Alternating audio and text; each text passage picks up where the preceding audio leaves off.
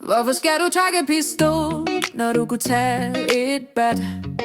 Du gør det hele elvildt, og ingen gider se dig gå amok. Hold det ned, hold det roligt, gør det uden skud og blod. Tag en kølle, tag et bat, det er nok til at sætte dit præg. Folk bliver alt for hurtigt, bare nogen kigger forkert, men en pistol gør dig farlig, alt bliver hurtigt pervers. Tag en golfkølle frem, tag et bat, gør det old school. Du kan stadig vise styrke uden at ligne en tålig fugl. Det handler om respekt og holde tingene clean, ikke om at være trigger happy eller skyde som en maskine. Når du løfter noget træ, kan folk stadig gå væk, men når du løfter en pistol, så er der ingen respekt. Hvorfor skal du trække pistol, når du kunne tage et bat? Du gør det hele vildt, og ingen gider se dig gå amok.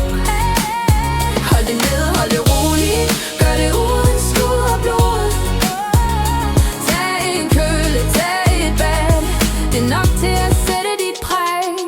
Det handler om historien, om dramaet, om drømmen, ikke om at skyde alt i stykker, det dræber det hele. Så næste gang du tænker, jeg trækker bare min gun, så husk et back, gør jobbet, og stemning bliver meget med fun. Så læg pistolen væk, lad den blive hvor den er. Tag et bat, tag en kølle, det er langt mere fair. Vi holder det med stil, uden skud og uden panik. Bare god energi og respekt med den rigtige teknik. Hvorfor skal du trække pistol, når du kunne tage